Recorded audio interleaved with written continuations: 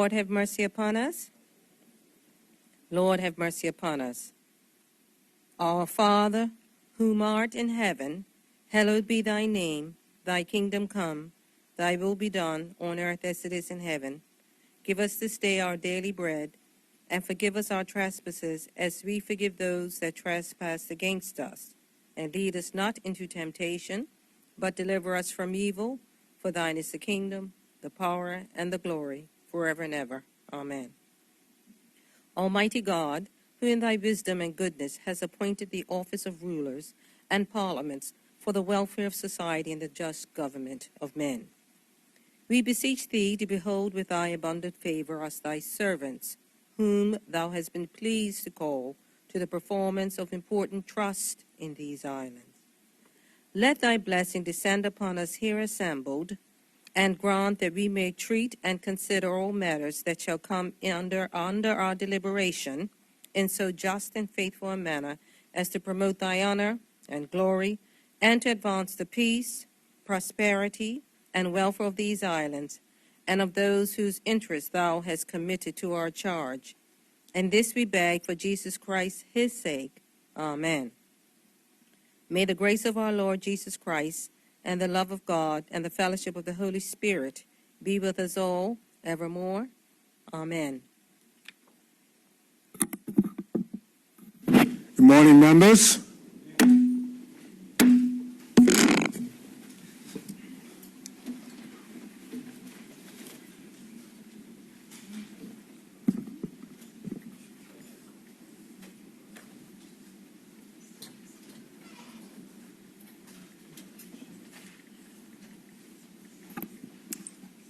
Minutes.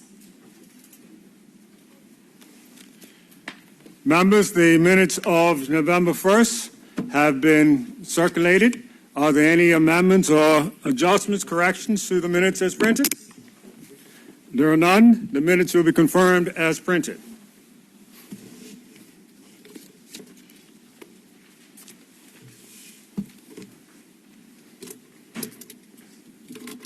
Messages from the governor. There are none. Announcements by the speaker. Yes, there are announcements this morning.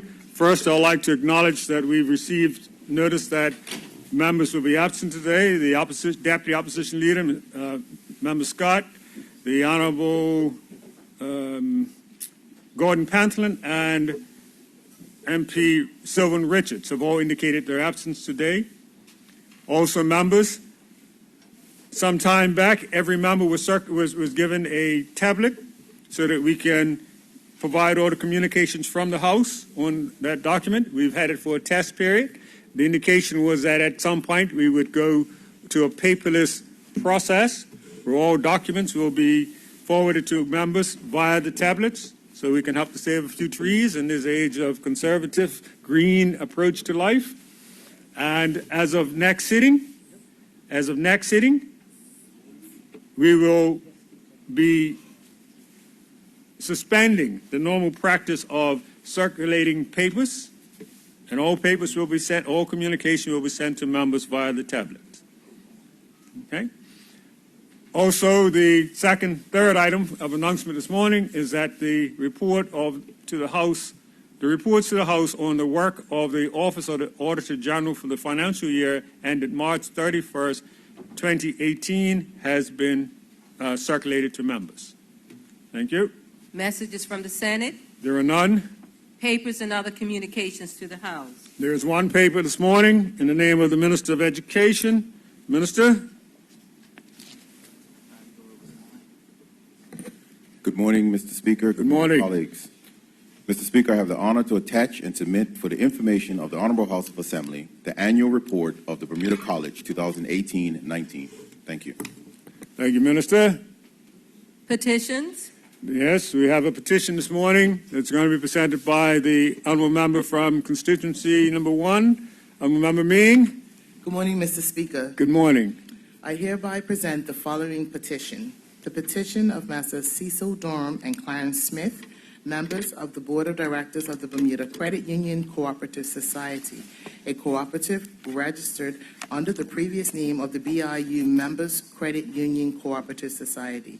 requesting the enactment of a change of name for the organization as formally agreed by resolution on 12th of September 2017, and as more particularly set out in the private bill entitled the Bermuda Credit Union Cooperative Society Amendment Act 2019, which accompanies the petition. Mr. Speaker, I move that the said petition be referred to the Parliamentary Joint Select Committee on Private Bills for consideration and report.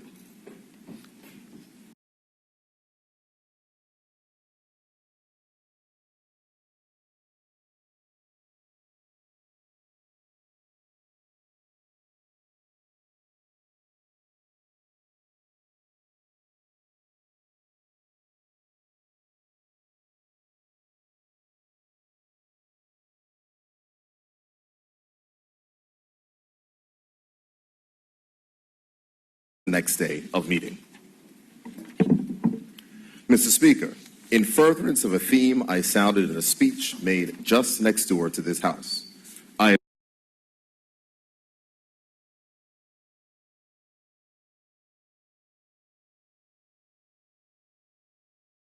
term this statement Throne Speech 2018 and beyond, charting a path for the future while challenging the status quo to build a Bermuda that works for everyone.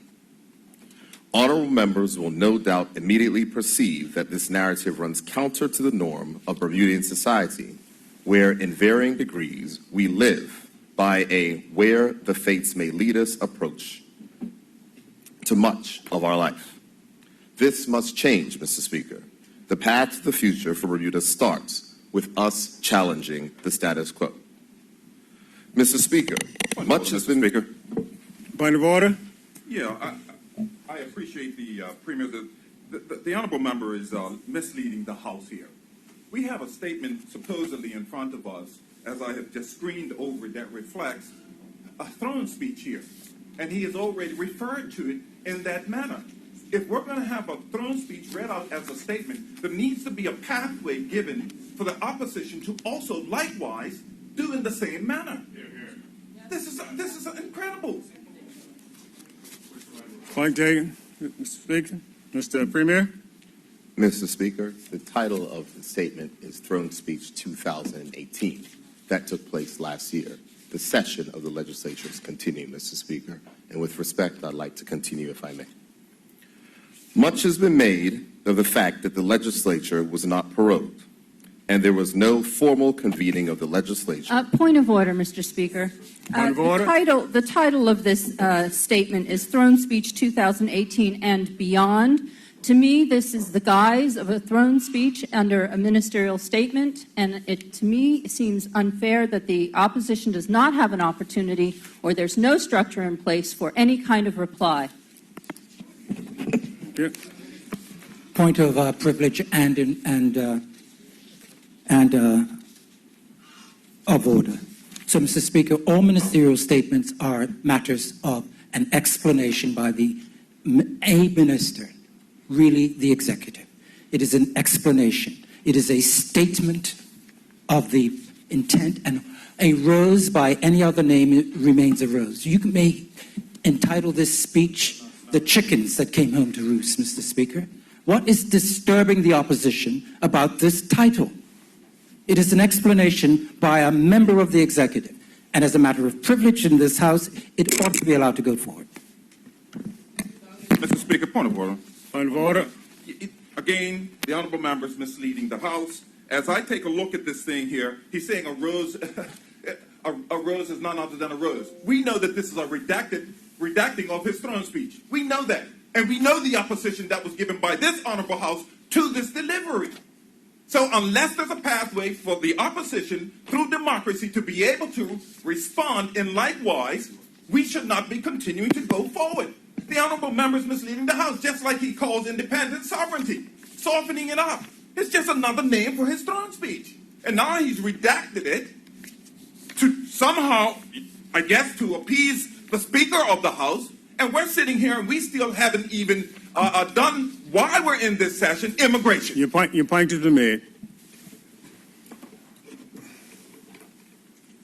Mr. Speaker, may I continue? Yeah. Thank you very much, Mr. Point of order, Mr. Speaker. Point of order. Mr. Speaker, the Honorable Premier is misleading the House. This is not a ministerial statement.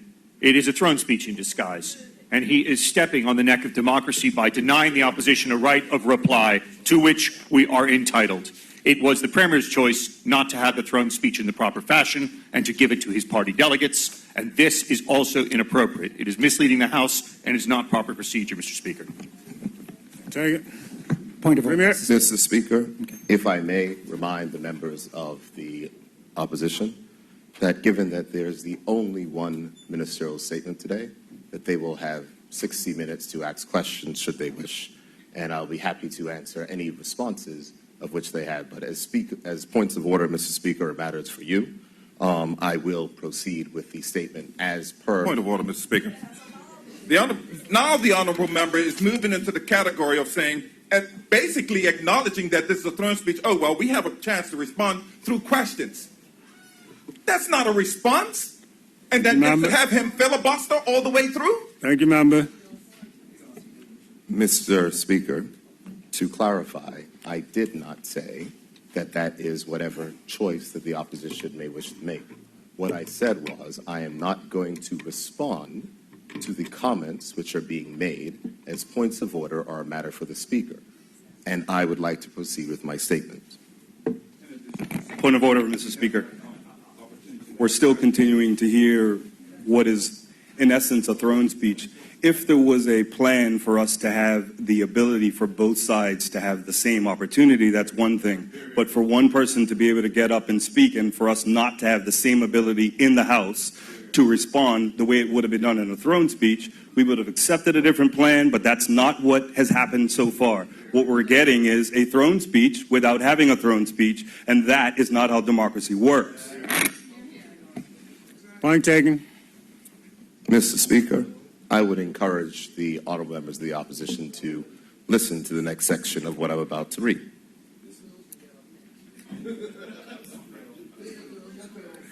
Thank you, Mr. Speaker. Mr. Speaker, much has been made of the fact.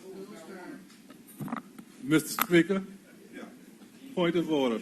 Your point of order. Mr. Speaker, this, as was said earlier by my colleagues, is a throne speech, and throne speech are not normally required in a statement of the House. Mr. Speaker, I would suggest that he's misleading the House in that this is supposedly a statement. Yes, but he's guising it as a throne speech, Mr. Speaker. Mr. Speaker. I have termed this statement throne speech. Exactly, Mr. Speaker. Please. Mr. Speaker, can we have an opinion on the ruling in regards to this being a statement and not a throne speech? Continue.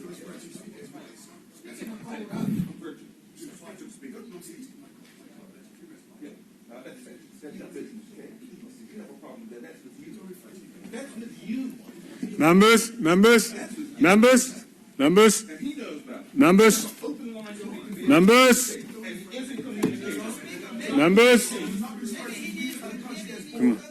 Members.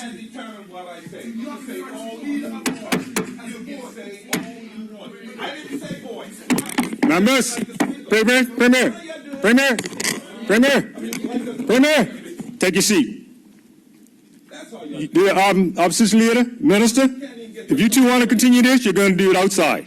You're not going to do it in there. Opposition leader. If you and the member across from you would like to continue your conversation, take it outside. Other than that, Premier.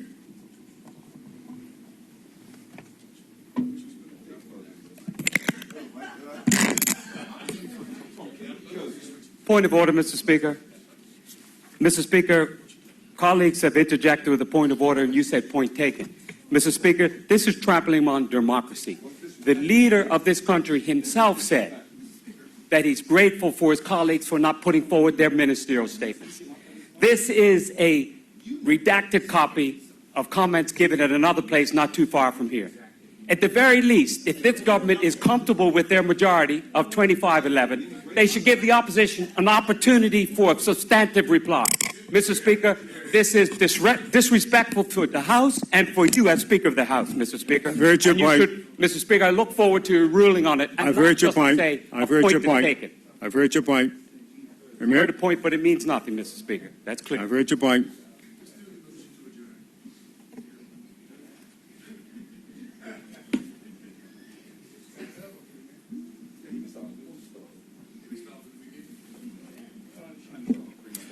Mr. Speaker. Mr. Speaker. I would hope that the points of order are exhausted or I can proceed with the statement.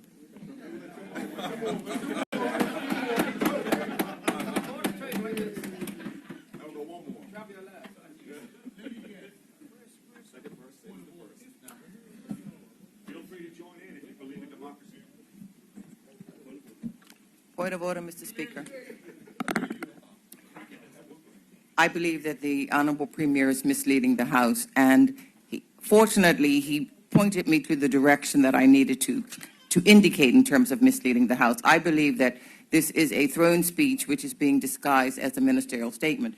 If you go down to a path to the future, I believe that that's one where one would put a throne speech. And if this statement is going down that path, then I believe he's misleading the House and not giving the opposition the opportunity to be able to not only comment on it, but have the opportunity to give some broad direction to the people of Bermuda as to why we believe this isn't appropriate and what we would do if we had the opportunity. Thank you, Mr. Speaker. Mr. Speaker, point of order. So the recitations consistently from the opposition have been that the opposition have not had the opportunity or won't have the opportunity to respond. This is total misleading of the House. You have the opportunity, they have the opportunity to respond in session, this session or in other sessions. But this tedious refrain that is... Point of order, Mr. Speaker. The tedious honourable members refrain the House.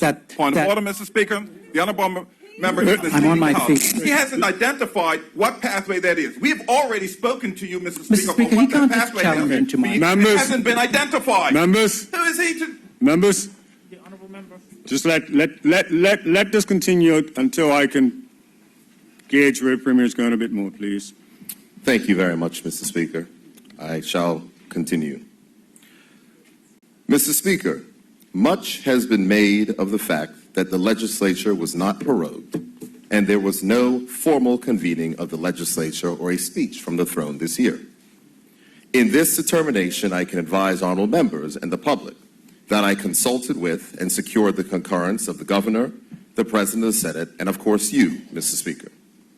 It is unfortunate that a change as such has been compared to... Point of order. Point of order. He's misleading the House. If he had sat down and planned ahead for the non-convening of Parliament through a throne speech, then the Premier should have considered putting a plan in place where there would have been some sort of special session where we would have had a democratic opportunity to hear his throne speech and be able to reply.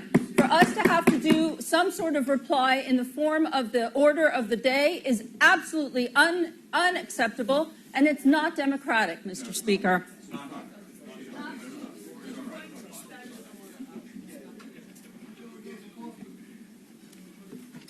Mr. Speaker, as there is no ruling, I shall proceed. It is unfortunate that a change as such as this has been compared to an erosion of our democracy. Point of order, when in Mr. fact, Speaker. Point of order, Mr. Speaker. Point of order. As I go through this here, the Honorable Premier is saying that he consulted with the governor, the president, and Senate, but part of the throne speech is opposition as well. And we are not a part of that, and we're not consulted. A part of that process is the opposition itself. So he has left out a major part of the throne speech. And then to mislead the public to say he didn't want to spend the money when we know the money comes out of the purse of the House. Not his purse, not cabinet. He's misleading the House and continues to. And he's standing up while I'm still standing up. Mr. Speaker, this is unacceptable. Thank you. The honorable member continues to mislead this House, continues to mislead the public as to his intent. If he had any ounce of honorability as to how he wanted to proceed with this, I have said to him over and over, just talk to me about it. I understand where he's coming from with the throne speech, but he had not once consulted with us on the process that he wanted to go through. I have no problem with joining hands with the Premier if that's the process, but explain it to all those who are involved, the interest groups. And a major part of that, in 1 week the Premier gives his throne speech, and the other half is that the next week we reply. And now he's given a statement here, guised as a statement. It's a throne speech. He's already told the public that his speech was given during his conference or whatever it is. He wants people to come to him as opposed to him serving the people, as we have just heard this morning. The honorable members misleading the House and the people of Bermuda. And there needs to be established a pathway before we go forward as to how the opposition has opportunity. That has not happened, Mr. Speaker. Getting closer. Mr. Speaker, as we accord to the rules of the House, I shall look to continue, and I'm going to ask honorable members on the opposition to listen, because I've heard this statement regarding throne speeches. Throne speeches are when the session of the legislature is ended and commence. I shall continue, please. Just stick to what you got in front of you. I will. Point of order, Mr. Without Speaker. question. Mr. Speaker, the Honorable Premier is trying to put lipstick on a pig. The session ended, and we were supposed to come back for immigration. We still wait for immigration, and we come back every 2 weeks to do work that is tabled at the last minute, Mr. Speaker. Mr. Speaker, this is an affront to democracy and your leadership in the House, and it's unacceptable. Thank you. Mr. Speaker, I would expect that two former premiers would be familiar with the Constitution of this country and how the legislature is prorogued and called into session. However, Mr. Speaker, Just speak to I what's in shall front of you. continue. Speak Thank with you. what's in front of you. It is unfortunate that a change such as this has been compared to... Point of order, Mr. Speaker. Again, the Honorable Premier is misleading the House. This is not a ministerial statement. On Thursday, we're about to have a by-election in this country. This is a one-way advertorial for the government with no constitutional right of reply.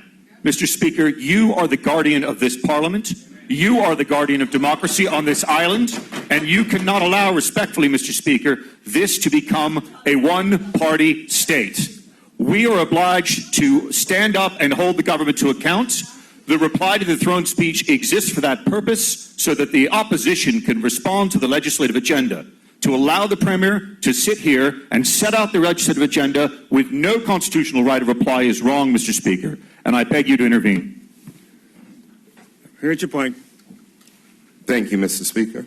I shall continue. It is unfortunate that a change as such as this has been compared to an erosion of our democracy, when in fact the opposite is the case.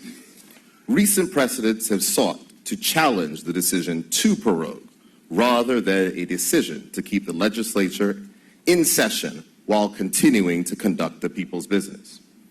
Mr. Speaker, the speech from the throne sets out the objectives for the government for a session of the legislature.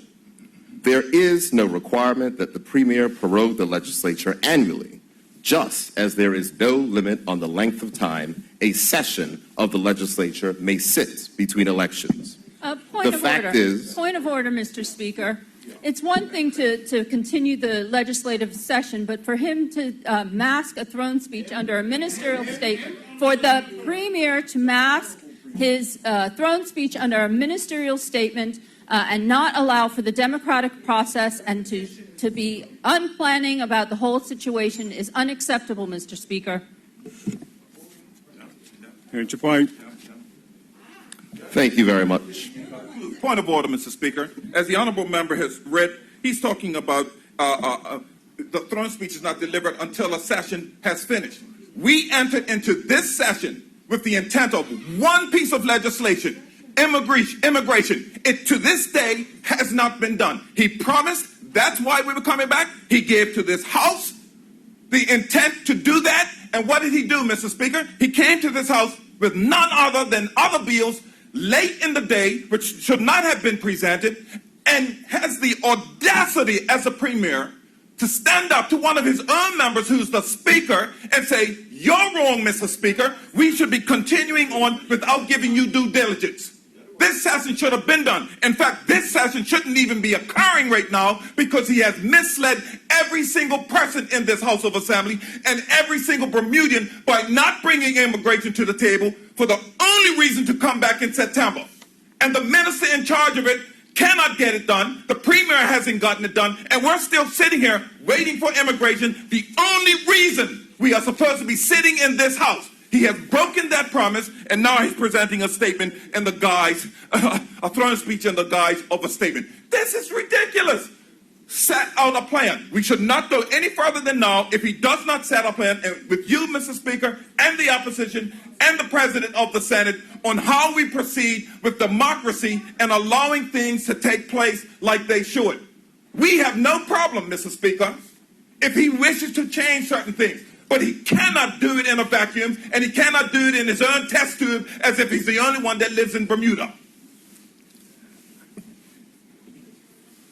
Mr. Speaker, I'm going to attempt to continue my statement, but Mr. Speaker, I respectfully ask that if there is a point of order that the members are asking, just speak to what you got in front of you. Thank you very much. Speak to what you got in front of you. Because, Mr. Speaker, I'm challenged by attempting to give a ministerial statement. Just speak to what's in front of you. Thank you very much. I will try again, Mr. Speaker. Mr. Speaker, the speech from the throne sets out the objectives for the government for a session of the legislature. There is no requirement that the Premier prorogue the legislature annually, just as there is no limit on the length of time a session of the legislature may last between elections. The fact is that the 2018 throne speech, by any objective measure, was one of the most ambitious in recent memory, with 56 separate pledges, many of which were transformative in their nature. Not all of the items could be realistically completed within a 10-month session, so it made sense for the government to skip the ceremony while we continued working. Point of order, Mr. Speaker.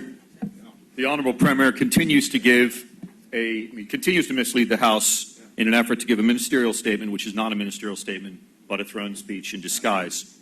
Mr. Speaker, on the 11th of November, we gathered to mark the passing of those who fought in the war to protect democracy, to fight for democracy, to ensure that the democratic process was upheld and cherished. This is not the democratic process, Mr. Speaker. We are being denied a right of reply. The opposition is being prevented from doing its democratic job for which we were elected, namely to hold the government to account. If he is going to set out his legislative agenda, he must, and the Speaker and the Parliament must, give us a democratic right of reply as we're entitled.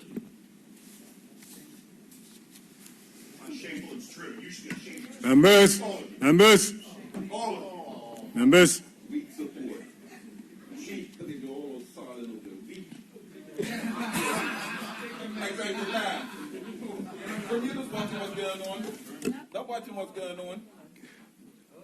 Mr. Speaker.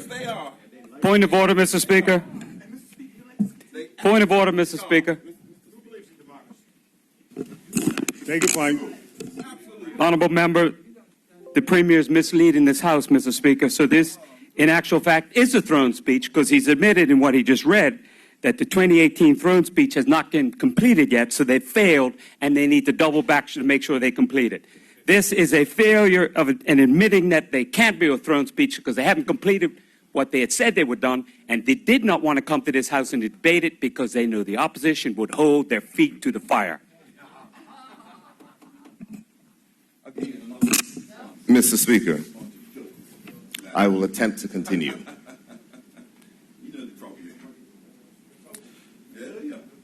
Members. Just speak. Mr. Speaker. Get something done. Get something done. Continue. Mr. Speaker, I will ask if... Continue. Mr. Speaker, most of our traditions are inherited from the Westminster system, as administered in London. Honorable members should be interested to know Point of order, that Mr. The Honorable Premier is misleading the House.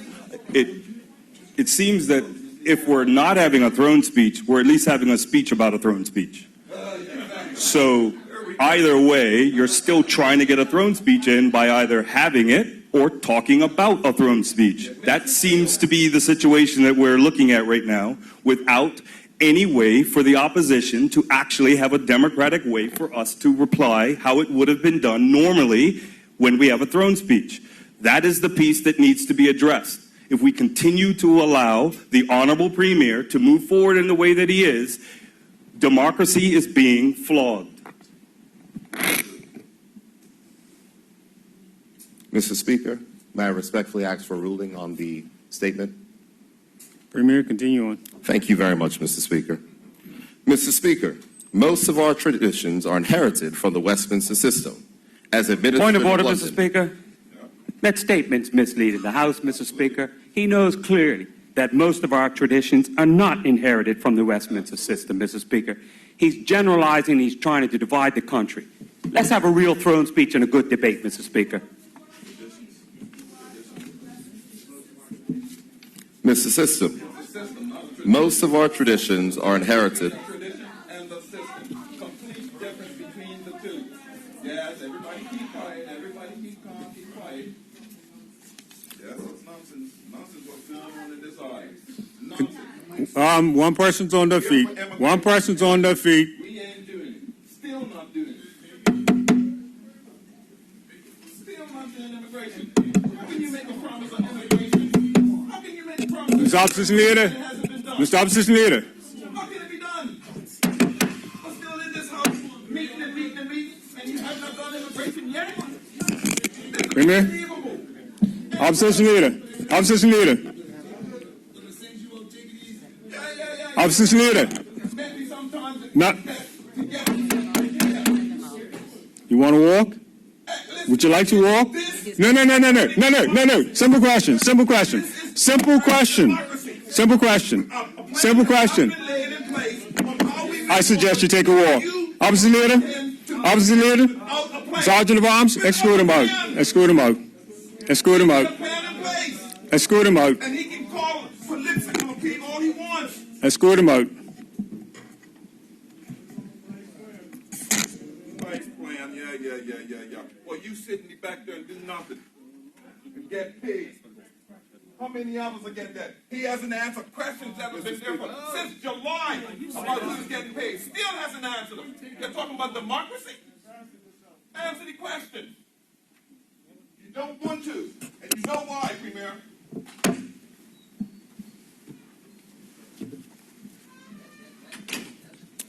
Mr. Speaker, I will attempt to continue.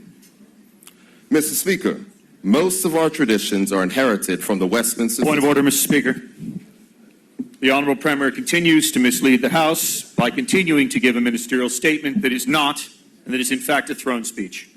I would invite the honourable members on the other side of this House to consider how they would have reacted had the OBA government done this to them, denied a right of reply. Denied a right of reply, Mr. Speaker. This is trampling on democracy, and Mr. Speaker, you as the Speaker of this House are the guardian of democracy. This should not be allowed to continue, Mr. Speaker. Let's continue. I'm just monitoring it. I'm monitoring it.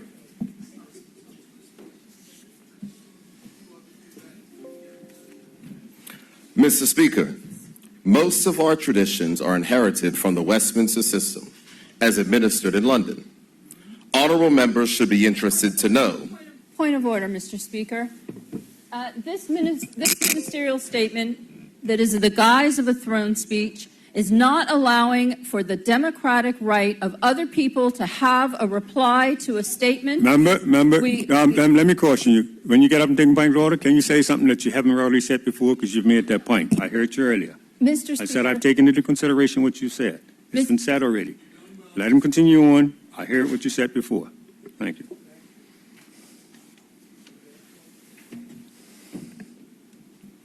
Mr. Speaker, most of our traditions are inherited from the Westminster system as Point of order, Mr. Speaker.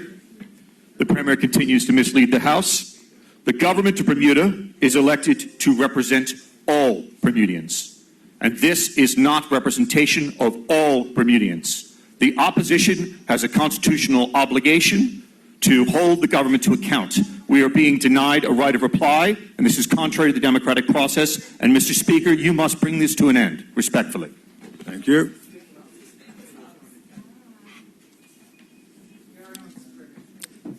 Mr. Speaker, most of our traditions are inherited from the Westminster system, as administered in London. Honorable members should be interested to know that the historic purpose of prorogation was to allow MPs to return to their constituencies in days before modern transport or technology. As the need for such long breaks has diminished, so has the length of sessions increased. This change is not unique to politics. Many universities have long determined that summer breaks designed to allow students to return home and work the fields or other such labor are equally archaic. And as such, universities now promote degree courses that can be completed in half the usual time, recognizing that the world has changed. In all likelihood, Mr. Speaker, this House and the other place will sit over longer periods in the future. Honorable members and the public should consider these the new normal.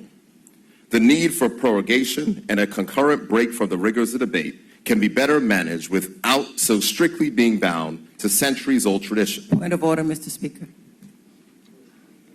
Point of order. Speaker, I believe that the Premier is misleading the House in the sense that he is disguising a throne speech. Minute, members. Speaker, I will clarify why I'm saying that. And he asked, there are many items that, especially the ones that he's referred to, he indicated that he was going to talk about the future. He is making statements about tradition, making statements about democracy, making statements about the justification for why he has not issued a throne speech. And I believe he's misleading the House and the people of Bermuda by disguising this statement as a ministerial statement when it's a justification for not having a throne speech. Thank you. Thank you, Mr. Speaker. In all likelihood, this House and the other place will sit over longer periods in the future. Honorable members and the public should consider these the new normal. The need for prorogation and a concurrent break from the rigors of the debate can be better managed without so strictly being bound to centuries-old tradition. However, Mr. Speaker, I can advise honorable members that the legislature will be prorogued in good time for the 400th anniversary of Bermuda's legislature to be observed with full ceremony in November 2020. Mr. Speaker, our system of government has, at the root of its accountability model, the manifesto or platform. This document is put to the people, and on the strength of that platform, other elements of an election season, the electorate determine who should form the government. That document is augmented throughout a government's tenure by speeches from the throne, budget statements in support of the estimates of revenue and expenditure, and statements by ministers that speak to government policy. All of these form a matrix by which performance can be measured and through which can be seen the plans for the period they cover. I make this contextual reference as part of this statement, Mr. Speaker, to address the criticism often leveled about the lack of a plan. Some may not like the plan the government has, but to say we have no plan is simply false. Mr. Speaker, based on those documents and undertakings made since the tremendous mandate of trust from the people of Bermuda in July 2017, I can advise honorable members and the public that out of the 161 individual pledges made in the platform, 40% have been fully completed and 38% are in progress. Yes, Mr. Speaker, the government has achieved much. We have invested in people, significantly increasing investment in Bermudians with a $15 million cumulative increase in education spending, coupled with our College Promise initiative that has seen hundreds of Bermudians gain valuable access to tertiary studies at the Bermuda College. The Attorney General's Chambers has been made a center of choice for Bermudian lawyers to complete their pupillage, and in some compelling stories of grit and determination, men and women have secured their professional designations through a program championed by this government. We have increased our investment in training and development of Bermudians through increased scholarships and more investment in apprenticeships. And we have provided coding classes in public schools, coding boot camps for adults, and fintech training for hundreds of Bermudians. We've encouraged small business development. The BEDC microloan program has created new access to capital for small business. There are new payroll tax exemptions for companies with a payroll of under $1 million per year. The summer entrepreneurs... Mr. Premier? Take a minute. Let me see. I'm going to take a ruling right now that we're going to have a recess for a few minutes. House is going to recess for a few minutes. I need a copy of your speech. The one you're speaking from.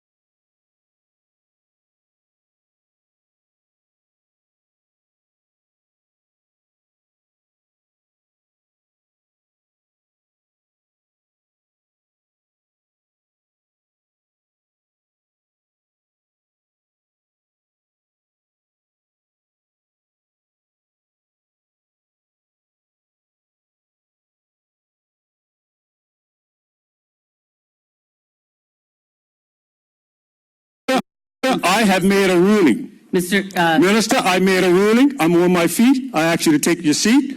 Mr. Speaker, point of information. Minister, Information, Mr. Speaker. Minister, Point of information. Minister, if it's on this matter, I've already ruled on this matter, and we have moved on to the next Yes, item. Mr. Speaker. If you want to speak to the next item, fine. If you'd like to speak to this last item, it is closed. We're moving forward. Next item on the order.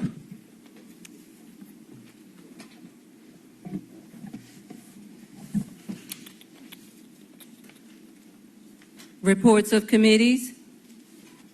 Never my order papers.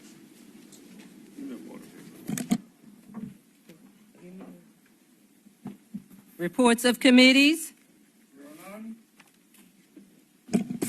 There are none. Question period. Matters of privilege. Personal explanation. There are none. Notice of motion for the adjournment of the House on matters of urgent public importance. There are none. Introduction of bills. There are 3 bills to be introduced. Would you like to introduce your bills, ministers? Point of order, Mr. Speaker. As per Standing Order 14, I think that we've missed an item on the agenda. Congrats. Right here. You missed congrats? Okay. We'll allow congrats then. Any members like to speak to congrats and condolences? Premier, you have the floor. Good morning, Mr. Speaker. Mr. Speaker, this morning I rise to extend condolences and sympathy to the family and friends of my constituent, or former constituent, Ms. Hazel Marlene Holder, mother to Clyde Holder, and sister to Barbara Richardson, Jean Moffett Holder, Sybil Trott, Henry, and Wayne in her 84th year of number 7 Pembroke Park Lane. Mr. Speaker, I would also like to extend my condolences to the family and friends of another one of my constituents, and I would ask to associate the entire House with this for the passing of Mr. Charles Scratchy Lawrence of 13 Princess Estate, Pembroke. I'm sure, Mr. Speaker, that there are many persons inside of this House who will recognize Scratchy, as he's called, whether it was persons who were fans of Devonshire Cougars or persons such as myself at a young age who went to get their haircut at Scratchy's barbershop, and Scratchy cut my hair for quite some time. I sent heartfelt thoughts and prayers to all of his family, friends, and clubs and organizations. Finally, Mr. Speaker, I'd like to ask that condolences be sent to the family of Orbis founder Alan Gray, who passed away over the weekend. I would ask that honorable members be associated with that remark, that message, Mr. Speaker. I pray that his wife, his children, Trevor, Jenny, Will, and all of his family find peace as they mourn the loss of such a wonderful and kind man. Honorable members will know that without question, Orbis is a major employer in Bermuda and a firm that has been a friend of Bermuda and Bermuda's charities over the years, Mr. Speaker. The final thing which I'll say, and Minister of Sport, I hope that you will not get too upset, is that I want to send congratulations to our para-athlete, Jessica Lewis, who just missed a medal last week in the 100-meter final of the World Para-Athletics, even though she scored a personal best in Dubai.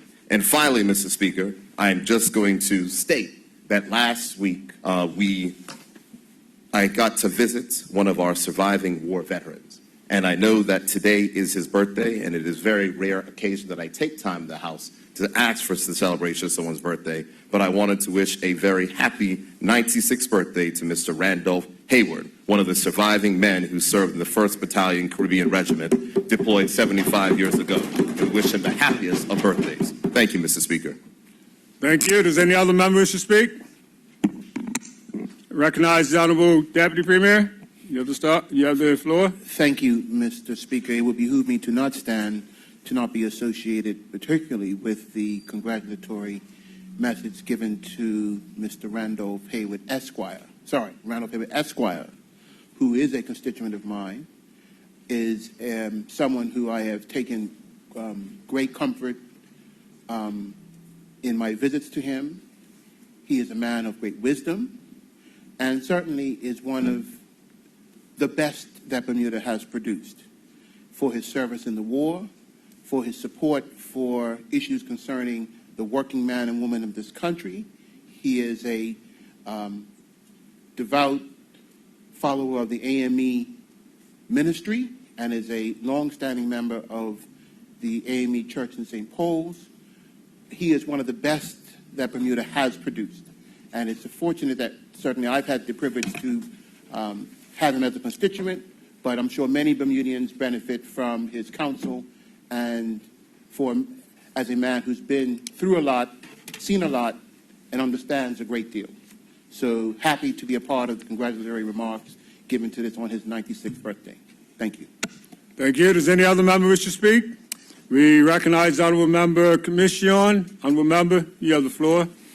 Thank you, Mr. Speaker. Mr. Speaker, I ask the House to send condolences to the family of Mr. Sergio Dilworth.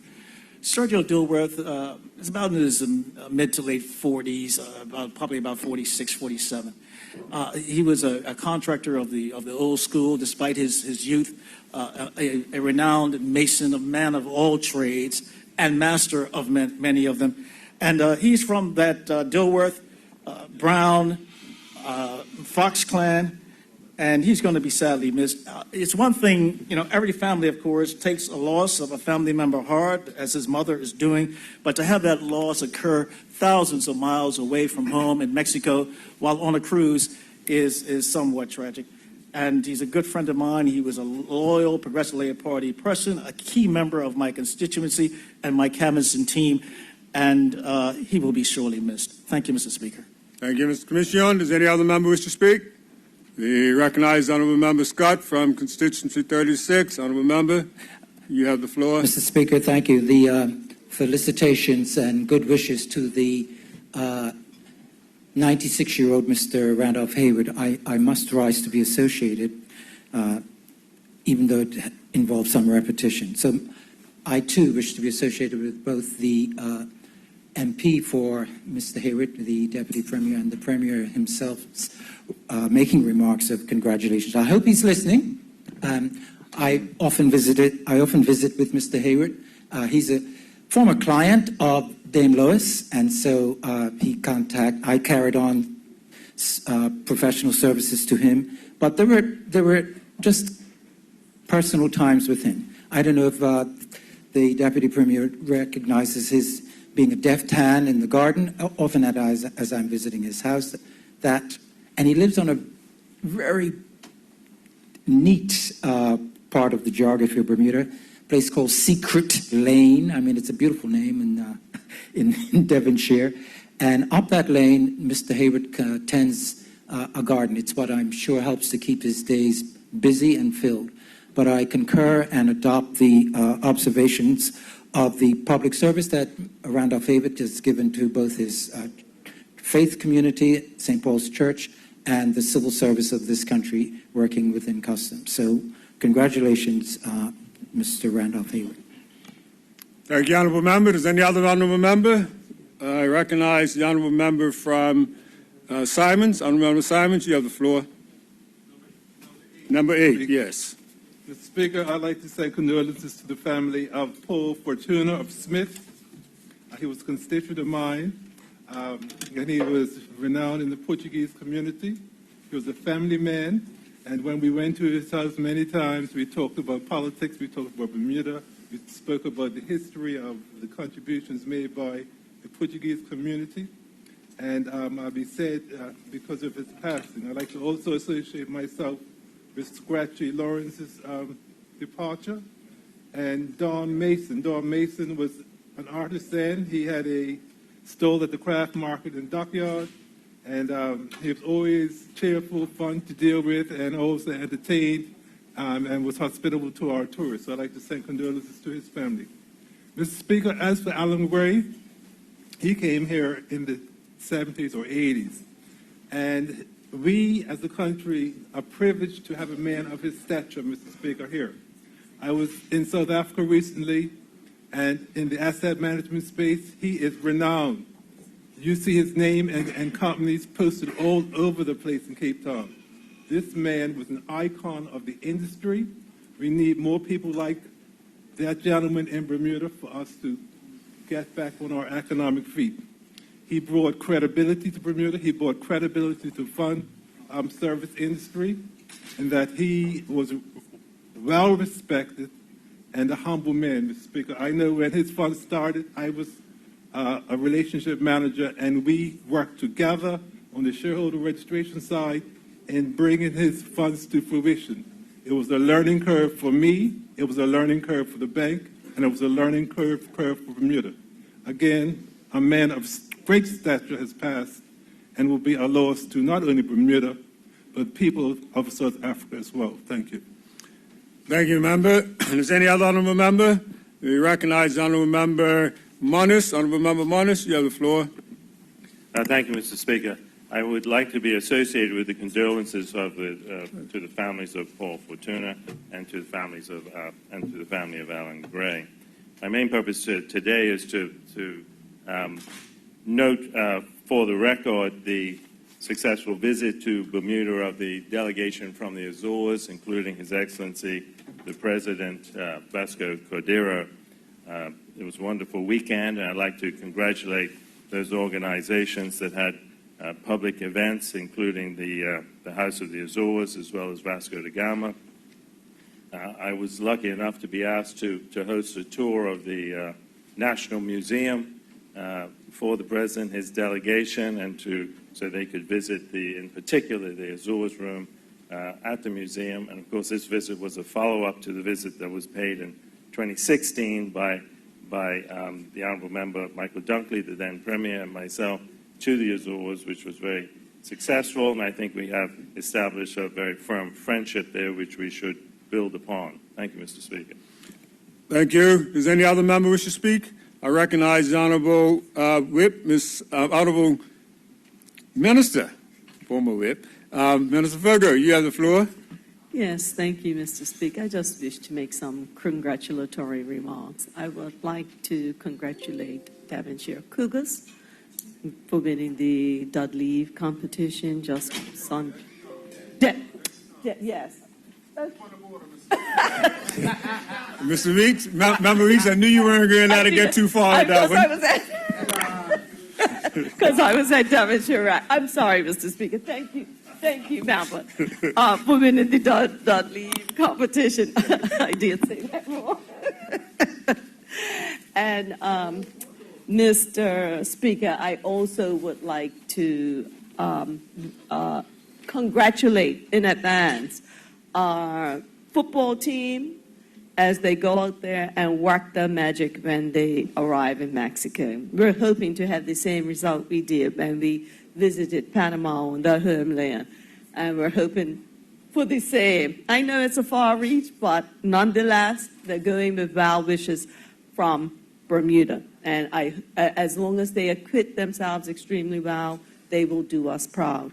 And Mr. Speaker, also congratulations to all of those who received awards at the cricket presentation on Saturday last. Many cricketers were highlighted for their performances during the cricket season here in Bermuda. And so congratulations to them as well. And I think I'm going to just leave everything on a happy note, Mr. Speaker. Thank you. Thank you, Minister. I recognize Honourable Member Pierman as the next speaker. Member Pierman. Thank you, Mr. Speaker. By way of congratulations, first, I would just like to congratulate the PGA event that occurred, and I'd like to extend thanks both to the Minister and to the BTA for the success of that event. It is always a wonderful time when Bermuda can showcase what we have to the world through world television. That same week, we also had the pleasure of over 400 people here from the World Sailing Federation.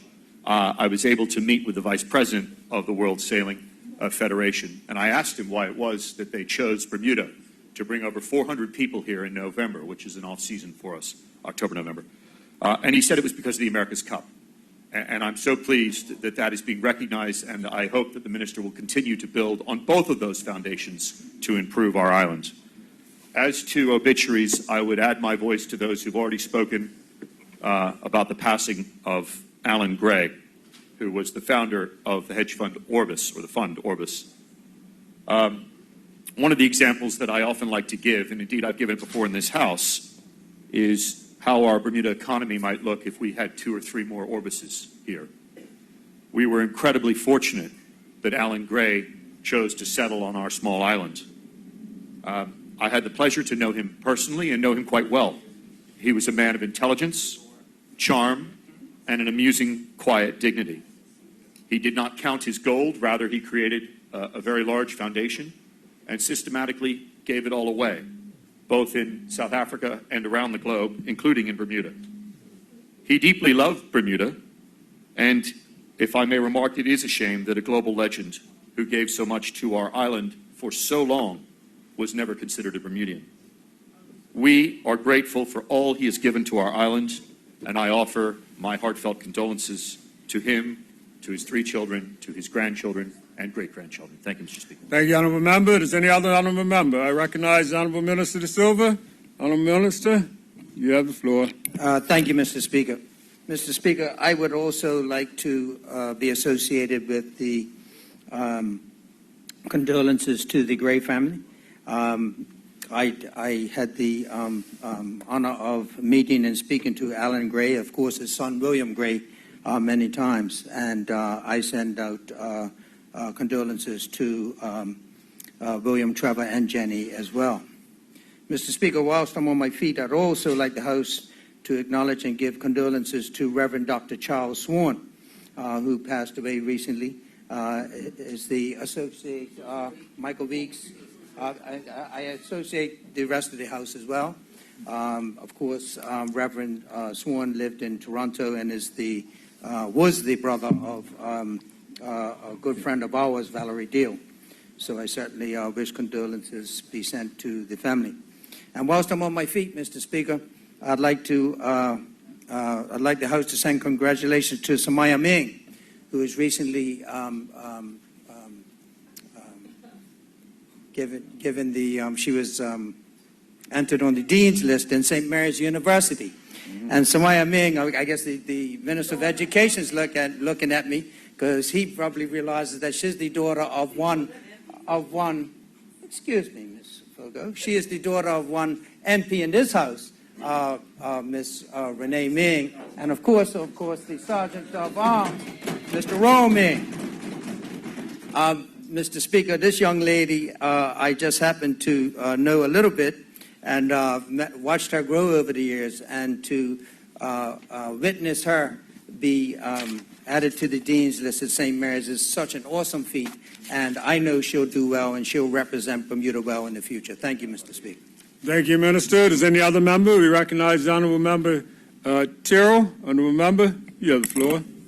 Thank you, Mr. Speaker. Mr. Speaker, I don't know how I managed to miss this some weeks ago, to ask the House to send condolences to a very dear friend and a constituent of mine, Mr. Malcolm Nisbet. Malcolm was basically left to mourn his wife, Charlene, daughters, Marshall, Shanika, and Samantha. Malcolm and Charlene shared a rich spiritual life over 25 years of marriage. And I had the opportunity to ask her, what would she miss most on the loss of Malcolm. And, she said, Terrell, we had daily talks all day, every day. I don't know how he managed, because he was a taxi driver and she was also a working mom as well. But I could tell that she will certainly be missed, and he will be missed by many of his friends. Thank you, Mr. Speaker. Thank you, Honourable Member. Mr. Swan, would you like to speak? We recognize Honourable Member Swan. Honourable Member, you have the floor.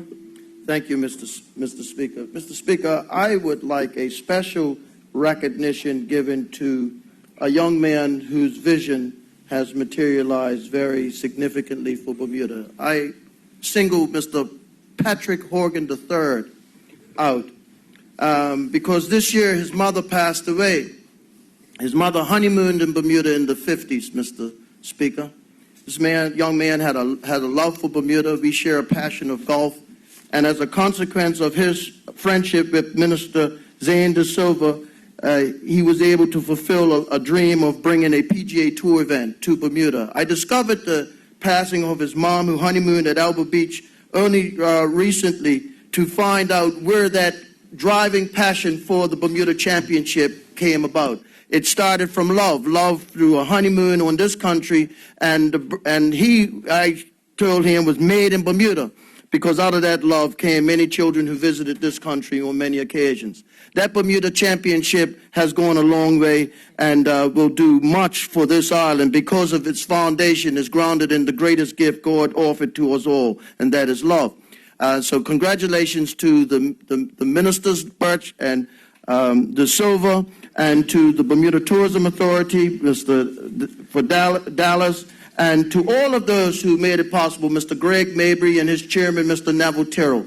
I'd also like to recognize the work of Dr. Jeffrey Sammons from New York University, who has unearthed the great contributions in Bermuda, Canada, and the United States, particularly of a gentleman named Louis Raphael Corbin from St. George's, whose life in Gulf was not long enough. He died at age 44 in 1951, but because of this professor from New York University, we are learning the great life of Mr. Corbin, the interesting life of Mr. Corbin. And I just want to thank Dr. Jeffrey Sammons and the Minister of Community and Culture and her team, Dr. Dismont Robinson and Ms. Hay and others who have been a part of making sure that the history of Bermuda particularly is being properly recorded.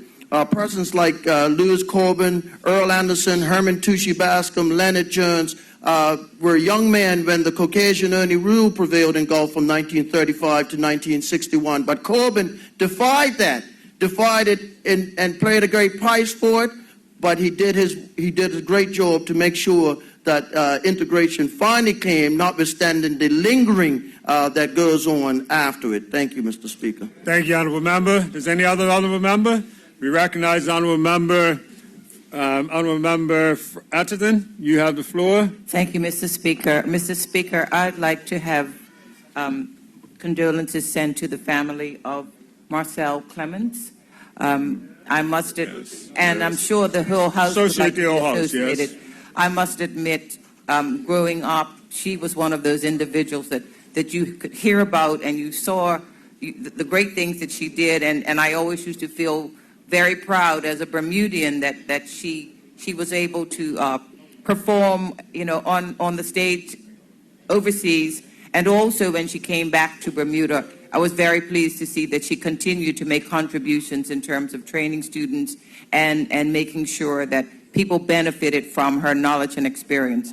Mr. Speaker, I'd also like to have congratulations, if I can find this, sent to the organizers of the World Rugby Classic, which was held last week. It's the 32nd year, and I don't know how many people remember the World Rugby Classic when it was down at what we used to call National Sports Field, which is Summersfield.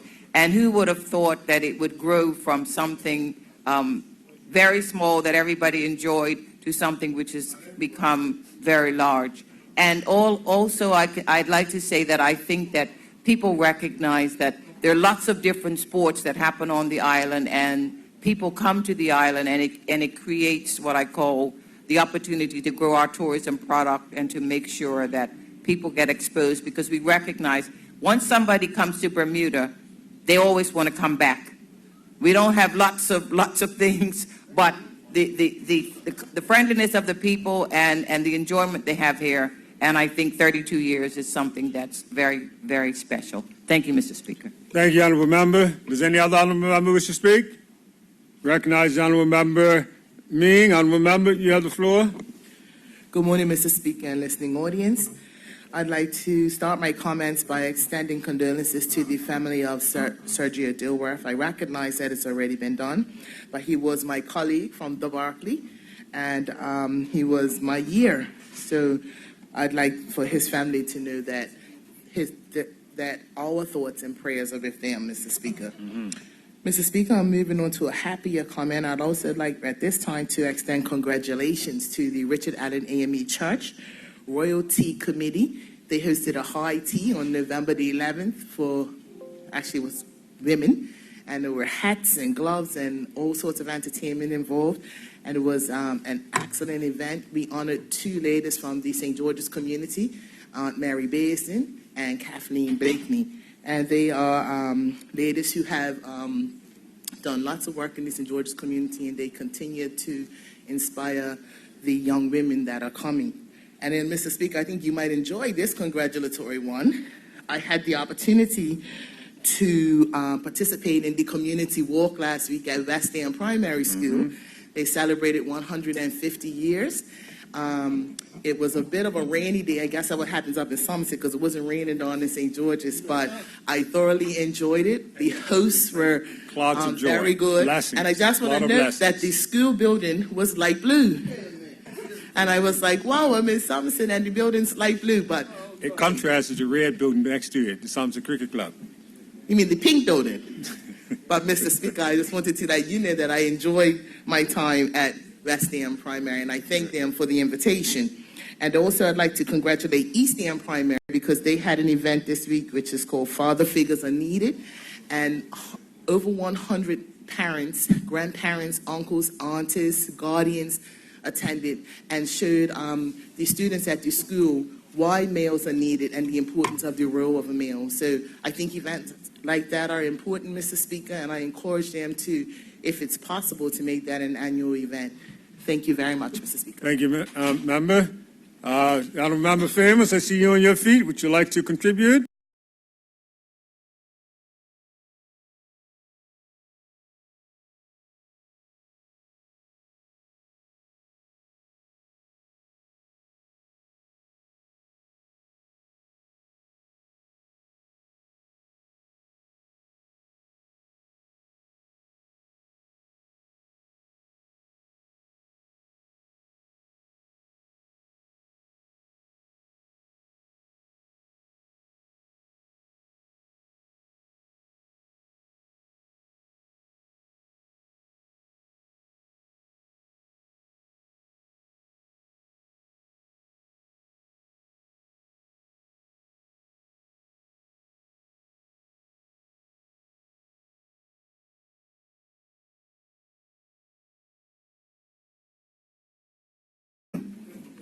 And today there's going to be a block party at 6:30, so I hope motion to adjourn is over. And You do too. Miss Theodosia Lambert said that everybody in Parliament should come there and pay their respects. We'll like to honor that and be there for 6:30. How's that? Well, it starts at 6:30, back at time. Also, I'd like to associate with the comments for Mr. Sergio Dilworth.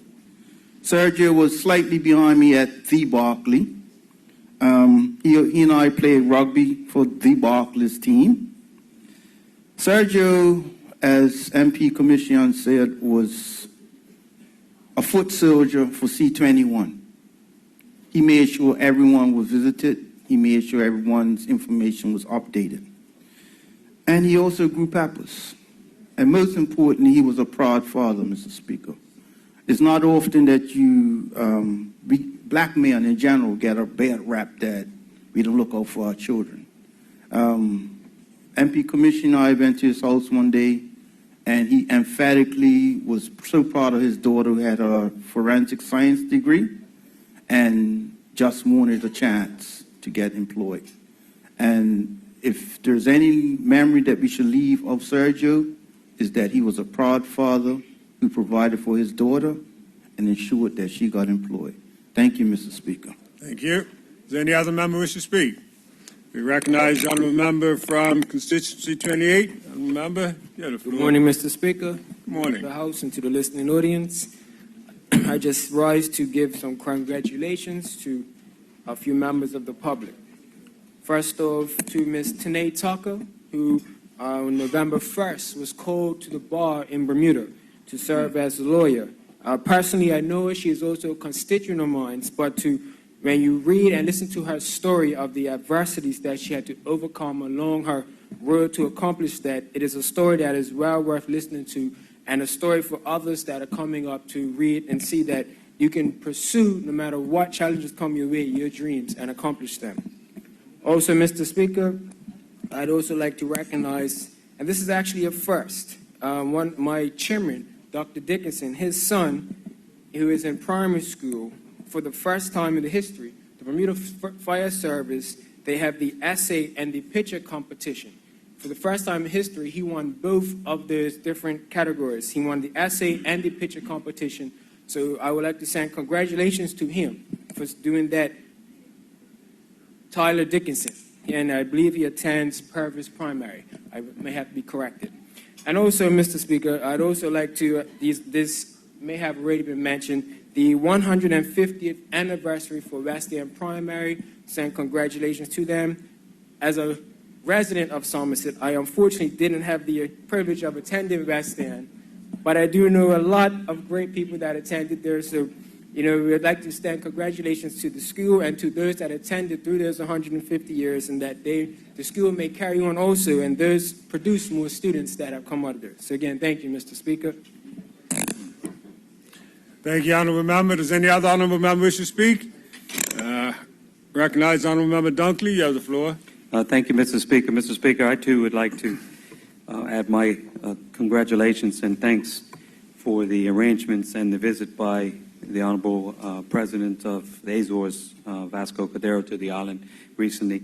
It certainly came at a good time with the holiday being held over the same period, and I think it will go a long way to strengthening our relationships. And I would hope at the same time there will be some objectives moving forward, such as trying to figure out some air service and working on the driver's license issue that has been a problem for Bermudians when they travel to the Azores. I'd like to be associated with the condolences sent to the Gray family. I had the privilege of knowing Mr. Gray and his family for many, many years, and like my colleagues have said before me, he was a very humble man, a man that was dedicated not only to the industry that he was involved with, but also to the community, and he gave back to the community. And I was blessed to have the opportunity to spend some time with him and get to know his compassion that he had for people. And that's a lesson for many in our community in remembrance of Mr. Gray. He was a fine gentleman, so condolences to his wife and the children that he leaves behind. Mr. Speaker, I'd like to take this opportunity, if the House can send condolences to Mr. Collingwood Walker on the passing of his wife, Agatha, a couple of days ago. Mr. Walker and his wife were big supporters of mine, and I always enjoyed my visits there, because one thing about Mrs. Walker is she would tell you like it is, and if you didn't listen, she would tell you over and over and over again. And so condolences to him and his family on the passing of his beautiful wife. Thank you, Mr. Speaker. Thank you. Does any other Honourable Member wish to speak? You recognize Honourable Member Furbert. Honourable Member Furbert, you have the floor. Good morning, and thank you, Mr. Speaker. I'd like to send condolences to the family of Cynthia Johnson, another constituent of mine in Harlem Heights, sending condolences to the family of Cynthia Johnson and her daughter, Tracy. Also just want to give congratulatories to the K. Margaret Carter Center, who opened their doors to the public about a week ago so that the public could come and visit and see what it is that they do and share with our community. And so we want to give a congrats to them for opening their doors and sharing so that our public could come and see all the good works that are performed there at the K. Margaret Carter Center. Thank you, Mr. Speaker. I do want to, I don't know if he's still in the House, Mr. Enrique Brown. I want to just send congratulatories to him this morning for sharing a word this morning to us at the Parliamentary Prayer Breakfast. Just wanted to give him thanks and recognize him this morning. Thank you, Mr. Speaker. Thank you, Honourable Member. Does any other Honourable Member wish to speak? No other Honourable Member? We can now move on. I think at that point we'd go into the introduction of bills. But before that, let me just also note that the former Speaker Horton was in the gallery this morning with the Speaker from the prayer breakfast. And I'd just like to acknowledge that both had been present this morning. And also the President of the Senate is with us this morning. I trust that she's found this morning's session is interesting, and we welcome her presence. We're now on to the introduction of bills. Minister of Finance. Good morning, Mr. Speaker. Good morning. Mr. Speaker, I'm introducing the following bill for its first reading so it may be placed on the order paper for the next day of meeting. The National Pension Scheme Occupational Pensions Temporary Amendment Act of 2019. Any objections? No objections? To your next item. Speaker, I'm introducing the following bill for its first reading so it may be placed on the order paper for the next day of meeting. The Internal Audit Amendment Act of 2019. And the last is in the name of the Minister of Health. Minister? Thank you, Mr. Speaker. Mr. Speaker, I'm introducing the following bill for its first reading so that it may be placed on the order paper for the next day of meeting, namely the Children No. 2 Amendment Act 2019. Thank you. Notice of motion. You have one this morning to be tabled, and it's in the name of the Minister of Education. Minister? Thank you, Mr. Speaker. Mr. Speaker, I have the honor to attach.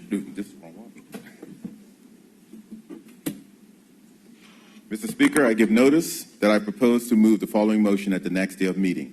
This Honorable House take note of the annual report of the Bermuda College 2018-19.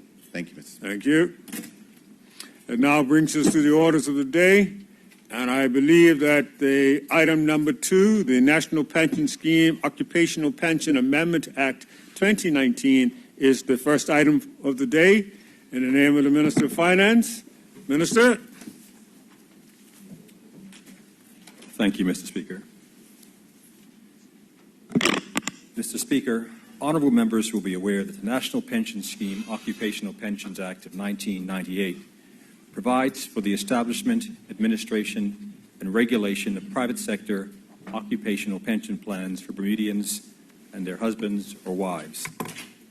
The Act became operational on the 1st of January 2000, and regulations were introduced in 1999 and 2000 to provide for such matters as registration of plans, plans for self-employed persons, and pension fund investments. Another significant amendment was made in 2006 to make it possible for the Commission to recover outstanding employer contributions as a civil matter through the courts, as well as to make directors and officers of companies personally liable for any unpaid contributions. Further amendments to the Act and associated regulations were introduced in 2010 and 2011 to allow plan members with a real financial need to get access to a portion of their pension funds based on prescribed criteria for hardship. Specifically, financial hardship withdrawals were permitted for applicable mortgage arrears, eligible education expenses, uncovered medical expenses, and rental arrears. Mr. Speaker, the Pension Commission has provided the following background statistics as at 31st of December 2018. There were 25,386 estimated plan members. There were 3,065 plans. 3,050 of those were defined contribution and 15 were defined benefit. Approximately $2.98 billion of assets in plans. 568 self-employed plans. 6 approved third-party plan administrators. $785 million of assets in local prescribed retirement products, and $28.79 million in total financial hardship payments since inception in 2010. Mr. Speaker, the Pension Commission, which is the specialist regulatory body established to administer the Act, undertook a review of the Act to determine if all of the existing provisions adequately covered developments that have taken place since the legislation was first introduced in 2000. To this end, the Commission's Standing Advisory Committee was engaged in reviewing various proposals. The committee consisted of the following representatives: the Argus Group, BF&M Life Insurance Company Limited, Colonial Pension Services Limited, Friesenbrook Meyer Insurance Services Limited, Conyers, Dale and Pierman, the Bermuda Public Service Union, the Bermuda Industrial Union, the Bermuda Employers Council, Bermuda Investment Advisory Services Limited, Anchor Investment Management Limited, Chubb Bermuda, formerly Ace Bermuda Insurance Limited, AXA XL, formerly XL Group Limited, and the Chartered Professional Accountants of Bermuda. Commission advised that the committee met and discussed originally over 129 changes. These proposals were also submitted to the Pension Commission Board for its review.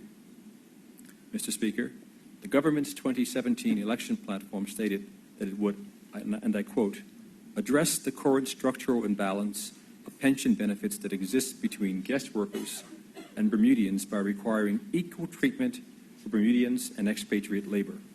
Currently, employers are not required by law to provide the same level of pension benefits to guest workers as they are to Bermudians, thus making it more expensive to employ Bermudians, close quote. Members of the Commission's Advisory Committee were also invited to discuss and provide input on the above proposal. In addition to the existing members of the committee, the Commission invited representatives of the Association of Bermuda International Companies, otherwise known as ABIC, the Hotel Employers of Bermuda, the Restaurant Association, the Construction Association of Bermuda, Landscaping Association, the Bermuda Human Resources Association, and a former board member of the Human Rights Commission to make representations on the implications of introducing the proposal on the respective industries or areas. Members of the committee and invited representatives of industry groups met at the offices of Chubb, which kindly offered to host the series of meetings. In addition, the Ministry of Finance and the Commission also held discussions with representatives of the Association of Bermuda Insurers and Reinsurers and Bermuda International Long-Term Insurers and Reinsurers, and received helpful feedback. Mr. Speaker, it would be remiss of me if I did not advise that there were a number of concerns expressed in broadening the coverage to include non-Bermudian employees. In particular, the additional cost to employers, weakening of Bermuda's competitive position as a cost-effective financial center, and the imposition of additional administrative responsibilities were raised. However, it was recognized that a large number of employers in Bermuda already had their non-Bermudian staff participating in either plans registered under the Act or plans that are not required to be registered under the Act. It should be noted that plans that are not required to be registered under the Act are very similar to registered plans, with the major difference centered around the non-locking in of pension funds upon termination or retirement, as well as to have employees that are U.S. persons, giving them the ability to participate in 401k plans to benefit from favorable U.S. tax treatment on contributions. Mr. Speaker, the Human Rights Act of 1981 was also discussed as it related to the current national pension scheme exclusion of non-Bermudians, other than husbands or wives of Bermudians, being potentially contrary to its provision on discrimination on the basis of a person's national origin. Mr. Speaker, Cayman was noted as an example of a comparable jurisdiction that had made it mandatory for all employees to participate in their occupational pension system. However, Cayman does provide exemptions for non-Caymanian employees in specific circumstances. Mr. Speaker, while a number of the representatives were not in favor of broadening the coverage to require the inclusion of non-Bermudian workers, they recognize that if the government decided to proceed with the proposal, it should do so as efficiently and cost-effectively as possible. To this end, a number of helpful suggestions were put forth on how this could be achieved, and I am pleased to advise that the government has incorporated their suggestions in these amendments. The most significant suggestion put forth by the Advisory Committee and included in this bill is the phasing in of contribution rates, 5% for employers and 5% for employees, for non-Bermudians over the next 5 years, as was the original practice when the legislation was first introduced for Bermudians and their spouses. Also, it was agreed that certain exemptions should be provided for non-Bermudian work permit holders employed for a short term, i.e. 1 year or under. However, upon receiving a renewal of their work permit, they would be required to be enrolled. Mr. Speaker, the government recognizes that there are a number of plan members that have not been able to accumulate a reasonable pension as they have not been employed long enough since the Act was first introduced in January of 2000. And it does not make financial sense to have them receive between $100 and $290 per month from plan administrators and have to incur ongoing plan expenses, which will further reduce their small pension balance. Furthermore, at retirement, members may need to receive a lump sum to help with repayment of a mortgage or other major financial commitments, or to pay for significant living expenses such as home or residential care or health insurance upon leaving the workforce. The government has heard members of the public's The government has heard members of the public's increasing requests for greater access to their pension plans, and as a result, members will be able to receive all of their pension funds in a lump sum at retirement if they have $50,000 or less. In addition, for those with larger balances, it will permit a one-time payment of up to 25% to be received as a lump sum at retirement, as specified in regulations that will be introduced in due course. Mr. Speaker, another important change relates to the introduction of regulatory and administrative fees to support the increasingly important work of the Commission. Honorable members are advised that the primary source of income for the Commission is the annual government grant. A small amount of fee income is also generated. It should be noted that the original fees paid to the Commission have not increased since the inception of the bill nearly 20 years ago. The government recognizes the important role the Commission provides, and that to further develop its supervisory and regulatory capacity, it must enhance its resources and to enable its income to come from more independent sources. Consistent with regulatory models already established in Bermuda, it is necessary to introduce fees for the various services the Commission provides, and for those service providers primarily benefiting from the mandatory occupational pension system to pay those regulatory fees. Mr. Speaker, the proposed bill provides for a number of significant policy and regulatory objectives, and the following is a summary of the more significant areas, some of which have been mentioned above. It would require non-Bermudians to participate in registered plans. Provides for additional financial hardship withdrawals for funeral expenses. Permits retirees to apply for financial hardship withdrawals and to be exempt from having to pay the application fee.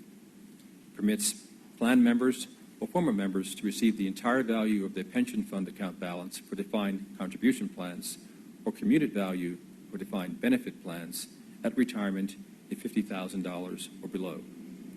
Provides for the ability of plan members at retirement to receive up to 25% of the value of their pension fund account balance for defined contribution plans or commuted value for defined benefit plans as prescribed in regulation.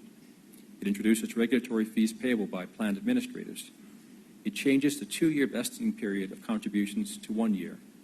Provides for the Minister of Finance to introduce regulations to control the fees charged to plan members. It introduces monetary penalties for noncompliance by plan administrators and other related persons.